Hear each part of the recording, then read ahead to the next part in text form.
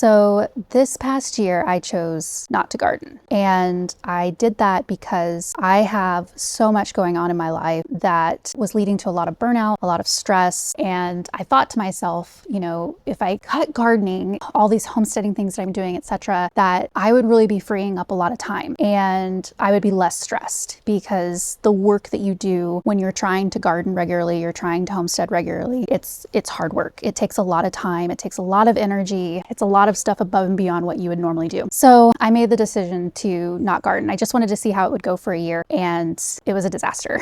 I will say that not gardening, not being in the kitchen baking, canning, all of those things that I enjoy doing was probably the worst decision that I could have made for myself. I think it contributed to a higher level of burnout than what I was originally experiencing, because I no longer had that outlet for getting out into the yard. I'm a very messy gardener. I'm very haphazard and kind of crazy. And I think being able to get done with work, I have a very highly technical job. It's a desk job that requires me to sit for like 10 hours a day, was just something that was really nice for me to kind of like burn off all that excess energy. So I made the decision not to do it. It ended up being a very bad decision. And what I'm trying to do now is I'm trying to get back into that. There were a few catalysts that kind of made me make that decision that I want to share with you, because I think that other people would be probably in a similar place. You have these things happen and you're like, oh my God, I need to take a break, right? The first thing was we went on a road trip and it got hot here, like way hotter than it normally does. And I made no plans to water anything while I was gone, because I wasn't expecting the weather to turn the way it did, which is hilarious because I've been gardening for like 20 plus years now and I should know better, right?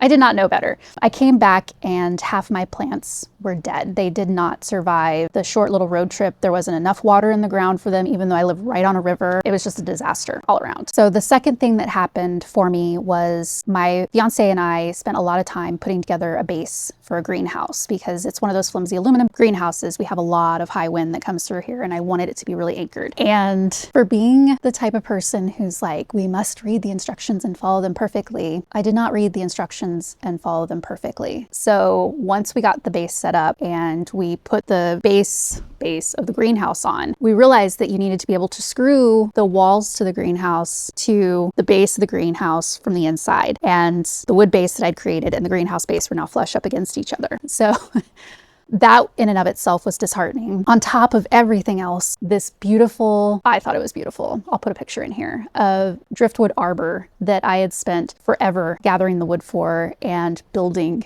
and whatnot, decided to fall in high wind. And so between all of these little things that occurred, I just had a moment where I was like, I can't this year. I need to just not do this. And like I said, that was a mistake. And so what I'll say to people who are watching this, you know, gardening and homesteading, it is really hard. There are millions of us out there that are with you right now. We are all doing this together, this craziness, but it's very therapeutic. Going outside at the end of a long work day and doing physical labor and shoving a spade into the ground and planting seed and watching things grow is so incredibly rewarding. And the fact that I thought that by decreasing my workload in that area was a good idea is mind-blowing to me. I would highly encourage you that if you think that it's something you need to step away from, that you think about why you started doing it in the first place. Is it something that feels good to you? Is it something that is a great physical, mental, emotional escape from what you're already doing? When you get done in the garden, do you feel like you've had an amazing time, or do you feel like you've just been run through the ringer? A great example of this, I was outside working one day. It was windy, it was crazy, it was chaotic. I came inside covered in dirt and mud. My hair was a mess and I had my arms full of tools because I was packing up for the day, and I walked into the kitchen and I was just reveling in how good I felt. I felt amazing, even though I had just put myself and the yard through a ringer. And my oldest son just pauses in the kitchen and looks at me and he's like, what war did you just come back from?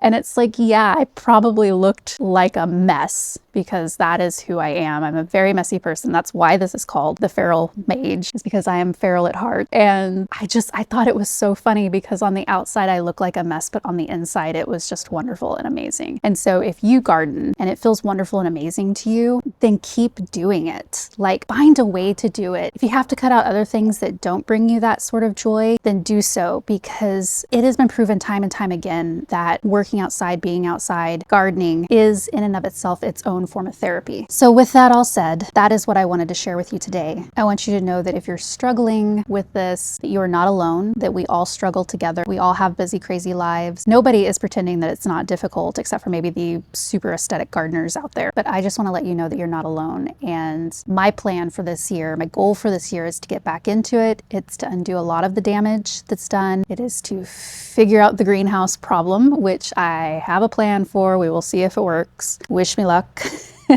I am stubborn enough that I'm not taking apart that base. So if you're possibly interested in that video, please like, subscribe, hit that little bell notification. I will have a video coming out on that at some point. I do need to get it done this winter before the spring rolls around because I would really like to use it this spring. I've been trying to set up a greenhouse for years and haven't gotten there yet. I'm gonna harp on the greenhouse forever.